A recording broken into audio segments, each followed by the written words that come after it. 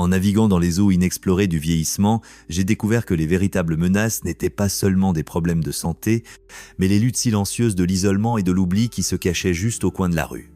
Alors que je suis assis sur ma terrasse cet après-midi ensoleillé, la conversation de mon voisin Gene m'est parvenue, se mêlant au doux parfum des fleurs en fleurs dans mon jardin. « Tu sais ce qu'on dit, Georges ?» Ah, il rit, sa épaisse chevelure blanche réfléchissant la lumière du soleil. « Si tu ignores la roue qui grince, elle risque de tomber du chariot. » Alors que nous sirocions nos tisanes, je me suis souvenu de mon cher ami Ralph qui avait tendance à balayer ses soucis sous le tapis. Ralph avait à peu près le même âge que moi maintenant, 77 ans, et croyait que les petites contrariétés, comme les étourdissements ou l'élévation occasionnelle de la pression artérielle, faisaient simplement partie du vieillissement. Mais au moment où il a fini à l'hôpital avec un grave problème cardiaque, il était clair à quel point ses priorités avaient été mal placées. Cet incident a souligné la nécessité de rester vigilant concernant notre santé, en particulier en ce qui concerne la gestion de la pression artérielle, qui peut nous surprendre comme un chat amical au crépuscule. En voyant Gene hocher la tête en accord tout en se remémorant Ralph, j'ai ressenti le poids de cette leçon se poser dans mon cœur. L'hypertension artérielle se cache souvent sans être remarquée, un adversaire silencieux qui peut entraîner des complications graves si elle n'est pas traitée. J'avais appris à surveiller mes propres constantes en mesurant ma pression artérielle régulièrement et tout le monde devrait en faire de même. Avec l'accessibilité des moniteurs à domicile, il n'y a aucune excuse pour rester dans l'ignorance. Ce n'est pas qu'un simple chiffre, c'est un signal de notre corps qui dit « Hé, fais attention ».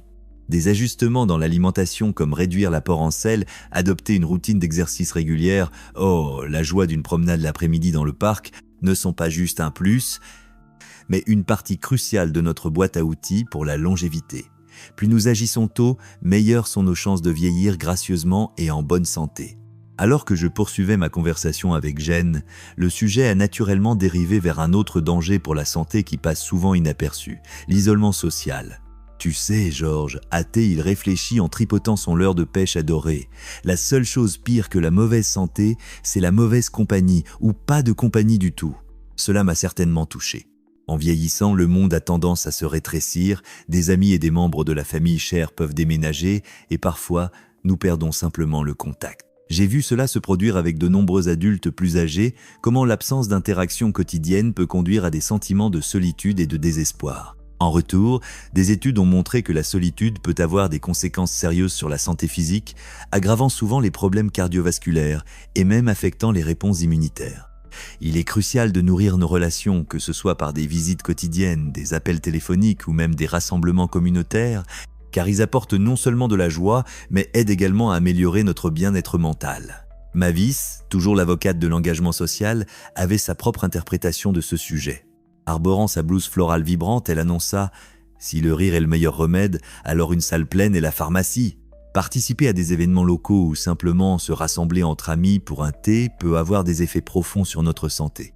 Au lieu de nous isoler, nous devrions nous efforcer de tisser des liens et d'assister à des activités communautaires qui favorisent un sentiment d'appartenance. Après tout, c'est dans le rire partagé lors d'une soirée jeux animés ou la chaleur d'un souvenir commun que nous trouvons la force face aux épreuves du vieillissement. Accueillir chaque sourire et chaque visage amical peut garder notre esprit et notre santé à flot, non seulement survivre mais prospérer. Je regardais les yeux verts scintillants de Gene s'illuminer de compréhension. « Tu sais, Georges, dit-il après un moment de réflexion, tu pourrais écrire un livre avec toute cette sagesse. » Avec un rire humble, je savais que ce que je faisais vraiment était de partager une sorte de carte de navigation en soulignant les prochains pièges potentiels. L'un des pièges que je rencontre souvent chez mes camarades seniors est l'importance négligée de la nutrition. Cela semble simple. Mais en jonglant avec les médicaments et les rendez-vous, il est facile que les repas équilibrés deviennent une priorité secondaire. Nos corps ont besoin du bon carburant pour fonctionner de manière optimale et incorporer des fruits, des légumes et des grains entiers est essentiel. J'ai vu Mavis préparer des recettes merveilleuses avec un mélange d'offres de son jardin, mêlant couleurs et saveurs de manière à la fois nourrissante et réjouissante. Ces repas jouent un rôle crucial dans le maintien des niveaux d'énergie et la prévention des maladies chroniques. En terminant mes réflexions avec Gene, j'ai ressenti un sentiment d'assurance, sachant que nous avions le pouvoir de confronter ensemble ces risques sanitaires. Le secret est de rester proactif de toutes les manières, en surveillant notre santé, en favorisant les connexions et en nourrissant nos corps correctement. Harold, comme d'habitude, avait les observations les plus judicieuses et je ne pouvais m'empêcher de penser à quel point il était important d'écouter nos corps et les uns les autres. À chaque conversation, nous déterrons non seulement une sagesse précieuse, mais aussi un espoir renouvelé pour les années à venir. Ensemble, nous pouvons faire face aux défis du vieillissement, tout en trouvant de la joie dans le parcours partagé vers le bien-être. Alors, que ferez-vous aujourd'hui pour embrasser cette aventure vers les années dorées ? Alors que je m'enfonçais plus profondément dans ma chaise sur ma véranda, la chaleur familière du soleil de l'après-midi m'enveloppait, et le rire contagieux de Jen résonnait à mes oreilles. Nous avons tous deux déplacé notre attention vers le prochain danger pour la santé qui s'immisce souvent dans nos vies après 75 ans, le déclin cognitif. L'oubli peut être tout un personnage, n'est-ce pas ? Dit Jen en se grattant le menton pensivement. Je me suis rappelé ma propre expérience maladroite avec des lacunes de mémoire lorsque j'ai égaré mes lunettes pour finalement les retrouver perchées sur ma tête. C'était un moment léger, mais cela m'a doucement poussé à reconnaître l'urgence de rester mentalement engagé en vieillissant. Les statistiques révèlent que près de 40% des seniors font face à une forme de déclin cognitif, ce qui peut affecter considérablement la qualité de vie. Pourtant, la bonne nouvelle est que nos esprits sont aussi entraînables que nos corps et il existe des étapes concrètes que nous pouvons suivre pour garder nos facultés mentales aiguisées. Prenons par exemple Lucie, ma voisine au bout de la rue, continuai-je, en parlant de cette dame vivante qui avait bien dépassé les 80 ans mais ne manquait jamais son jeu de tarot hebdomadaire. Elle ne joue pas seulement aux cartes, mais elle s'attaque aussi aux mots croisés et se promène dans la nature. La semaine dernière, elle m'a raconté comment elle avait découvert un nouvel intérêt pour la peinture. C'est comme si elle était en quête continue de connaissances. Jen se pencha en avant, son intérêt évident, tandis que je décrivais quelques stratégies qui pourraient être intégrées dans les routines quotidiennes. La recherche a montré que l'apprentissage tout au long de la vie et les exercices de mémoire renforcent non seulement la santé du cerveau, mais élargissent également les connexions cognitives, agissant comme un coussin contre le déclin lié à l'âge. Que ce soit apprendre une nouvelle langue ou explorer un hobby, relever de nouveaux défis peut garder nos cerveaux agiles, affirmais-je. Mavis, toujours l'esprit joyeux, s'est exclamé depuis son jardin à côté de mon perron, sa voix enjouée comme le chant matinal d'un oiseau. J'ai toujours considéré mes cours d'arrangement floral comme un exercice pour mon esprit. Apprendre par moi-même les tenants et aboutissants de la théorie des couleurs et de l'équilibre a ouvert un tout nouveau monde pour moi. Si je peux réaliser de magnifiques bouquets tout en maintenant mon esprit actif, tout le monde le peut. Sa passion pour la créativité était contagieuse, et à ce moment-là, je pouvais voir à quel point elle était farouchement dévouée non seulement à son art, mais aussi à son bien-être mental. Participer à des activités sociales et à des rassemblements communautaires peut stimuler la vivacité d'esprit, transformant les exercices cognitifs en moments de joie que nous partageons avec les autres et ne se réduisant pas à de simples tâches sèches et solitaires. Nos cellules cérébrales s'épanouissent dans des environnements stimulants, tout comme mes abeilles prospèrent lorsque les fleurs s'épanouissent. Ajouta Mavis, une étincelle joyeuse dans les yeux. Je me suis tourné vers Jen, qui hocha vigoureusement la tête, ses yeux verts pétillants rayonnant d'enthousiasme. « Tu as raison, George. Stimuler nos esprits est aussi vital que cette promenade l'après-midi dans le parc. Tout est interconnecté. » Il a fait semblant de jongler avec des jeux de réflexion imaginaires, provoquant des rires de Mavis et de moi. La prise de conscience que le maintien de l'agilité mentale pourrait très bien éloigner la démence était plus qu'encourageante, c'était comme un appel aux armes. Je leur ai partagé quelques conseils. Inscrivez-vous à des cours au centre communautaire, assistez à des conférences ou simplement organisez une soirée quiz avec des amis. Garder ces connexions vivantes et nos cerveaux actifs favorise une vie dynamique, un thème que je répétais souvent en réfléchissant au voyage du vieillissement ensemble. Cependant, la conversation a pris un tour plus sérieux lorsque j'ai reconnu un autre aspect de la santé cognitive qui est souvent négligé, l'engagement social. Vous voyez, l'isolement peut sérieusement altérer notre esprit et il s'installe lentement chez nous aussi, ai-je révélé doucement. Jen soupira, regardant de plus près les rayons de soleil filtrant à travers les feuilles au-dessus de nous. Vous savez, il y a quelques mois, j'ai réalisé que je n'avais pas vu certains de mes amis de pêche les plus proches depuis des semaines. J'aurais presque pu entendre mon esprit rouiller dans le silence inactif. Les rires partagés se sont transformés en un moment sobre de réalisation. Des études suggèrent que l'isolement social peut être tout aussi nocif pour la santé cognitive que de nombreuses affections chroniques. Le simple fait de se connecter avec les autres, même si c'est une discussion informelle autour d'une tisane, peut revigorer nos esprits et nos âmes simultanément. Mavis, toujours cette force imparable, s'est à nouveau exprimée. « Que dirais-tu d'organiser une soirée-jeu ici même, George ? Je peux préparer des biscuits fraîchement cuits et fournir les douceurs, et toi, tu peux apporter tes anecdotes. » Il y avait de l'excitation dans sa voix. Imagine comme ce serait vivant. Se connecter avec nos voisins et garder nos esprits vifs, deux oiseaux d'un coup. L'idée ne m'a pas seulement plu, mais a fortement résonné en nous tous. Organiser de telles rencontres nous donnerait l'occasion non seulement de socialiser, mais d'éviter les griffes de la stagnation mentale. Nous pourrions apprendre les uns des autres et partager des rires, des marques d'une vie saine et engagée. Alors que le soleil commençait sa descente, je ressentais une croyance électrisante s'installer en moi. Avec l'humour de Jen, la vivacité de Mavis et notre accord collectif sur l'importance de la santé mentale, je sentais vraiment que nous nous embarquions dans nos années dorées avec un nouveau sens de la direction. Nous donner du pouvoir à travers le rire, la créativité et la connexion pouvaient ouvrir la voie à des esprits plus sains et plus aiguisés à mesure que nous vieillissons. Qu'est-ce qui pourrait être plus revigorant que cela ? Il était clair pour moi que partager ses idées et rappeler à chacun ses joies simples pouvait bien mener à des souvenirs radieux et durables. Qui oserait manquer les merveilles d'une vie mentale épanouie ? Alors que nous étions assis sur le porche à profiter de la lumière qui s'estompe, la conversation s'écoulait sans effort, passant du rire à la réflexion. Avec une compréhension partagée du rôle crucial que l'engagement social joue dans la santé mentale, je dirigeais le sujet vers mon propre parcours émotionnel après avoir perdu ma chère épouse. Tu sais, pendant un certain temps, je suis tombé dans un sort de solitude, commençais-je, notant comment Jen inclinait sa tête avec des yeux empathiques. C'était comme si un nuage sombre s'était installé sur moi. Quand je l'ai perdue, les journées semblaient plus longues et je me retrouvais à m'attaquer aux tâches en silence. Ce n'était pas seulement son absence. J'avais l'impression que mon but s'évanouissait lentement aussi. Je marquais une pause intentionnelle, voulant créer un moment pour que nous puissions tous absorber le poids d'une telle réalité, probablement familière à beaucoup dans notre tranche d'âge. Jen, toujours l'observateur pragmatique, hocha la tête avec connaissance. « Ah, Georges, je crois que nous avons tous un moment de chagrin dissimulé dans nos histoires. Je me souviens nettement des longues après-midi que j'ai passées seul, à contempler les outils usés dans mon atelier après avoir perdu Margot. Chaque son résonnait comme son absence remplissant le vide, rendant difficile le retour au travail. Sa voix vacilla légèrement, mais l'éclat dans ses yeux nous encouragea aussi à rire. Mavis, jamais une à laisser un moment d'inconfort s'éterniser, intervint avec chaleur. Eh bien, il semble que nous pourrions tous les deux utiliser une bonne dose de distraction.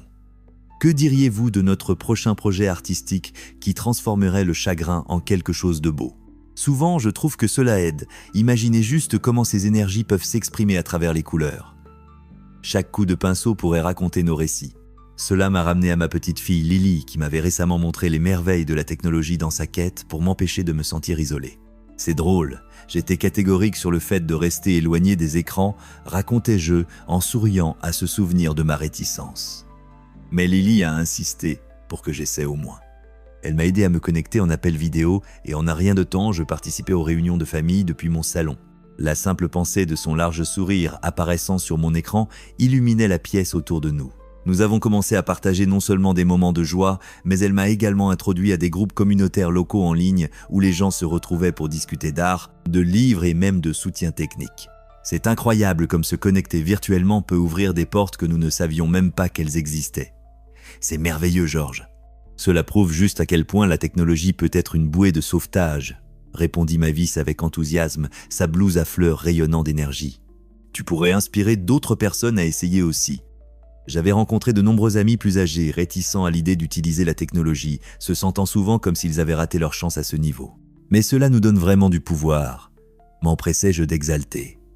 En comblant les gaps, nous pouvons nous rejoindre, partager des rires et même raviver de vieilles amitiés. Mes vieux amis de pêche, nous avons maintenant une soirée régulière de visioconférence, sans équipement de pêche requis. Je riais en pensant aux discussions amusantes que nous avions pendant que nos lignes restaient inutilisées. Jen, jamais friand d'un bon jeu de mots, a réagi en disant « Vous voulez dire que vous êtes tous en train de vous rattraper au lieu de pêcher des poissons ? C'est vraiment quelque chose. » Nous avons partagé un grand éclat de rire, la chaleur de la camaraderie dissipant toute tristesse persistante. J'avais sans le savoir transformé mon expérience de la perte en victoire contre l'isolement en tissant des liens dans tous les coins inattendus de la vie, des rencontres numériques au rassemblement en personne. Encouragé par mon histoire, Jean a partagé comment il avait transformé sa solitude grâce à un cours de peinture au centre communautaire, en disant « Quand je suis entré dans cette salle, j'étais effrayé, mais tout le monde m'a accueilli. Trouver ma voix à travers l'expression créative a littéralement ramené les couleurs. Si je pouvais peindre le bonheur, j'envelopperais chacun de vous dans ces coups de pinceau vibrants. » Mavis s'est renfoncée dans son siège, les bras croisés alors qu'elle contemplait. Je pense que la clé est de continuer à partager, n'est-ce pas ? En créant ces connexions ou en participant à des activités, nous ne faisons pas seulement barrière à la solitude. nous remplissons activement nos vies de sens. Son esprit enjoué était plein d'énergie, présentant une vérité résonante qui touchait chacun d'entre nous. Il ne s'agissait pas seulement de repousser la tristesse, cela tournait autour de la reconnaissance que l'acceptation de l'aide et l'ouverture de nos cœurs et de nos esprits conduisent à de nouvelles expériences et amitiés.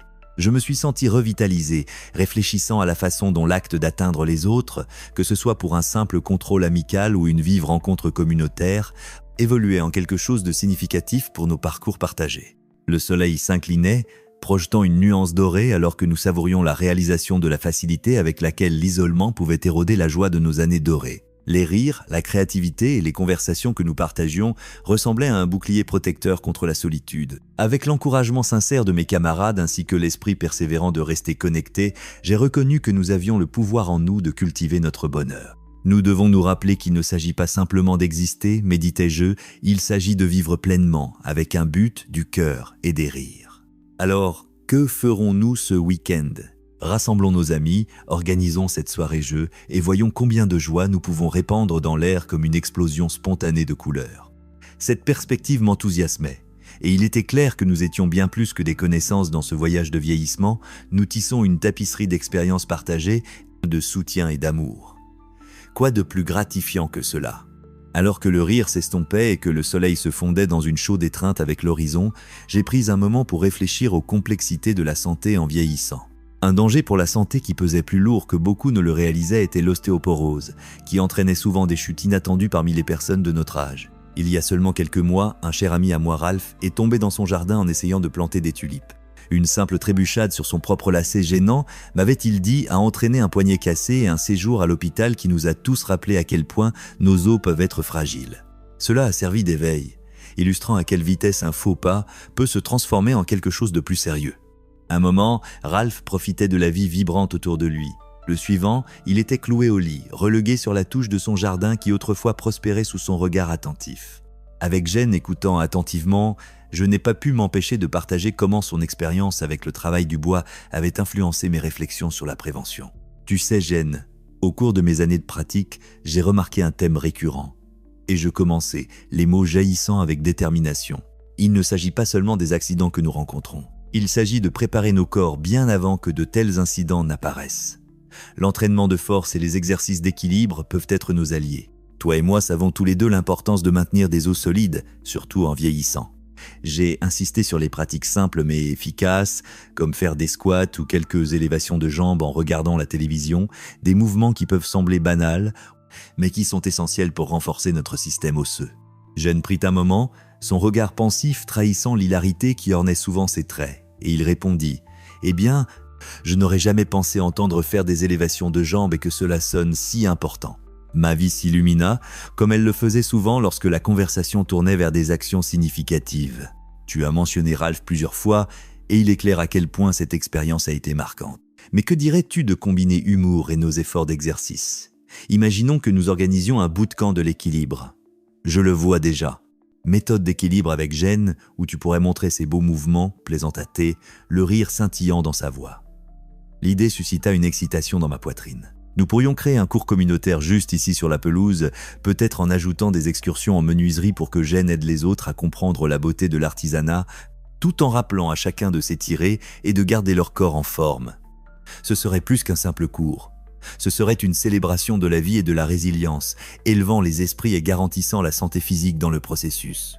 Cela m'a amené à réfléchir à ma routine actuelle et à la manière dont je pourrais l'améliorer. J'ai élaboré un plan, en commençant par de petites étapes.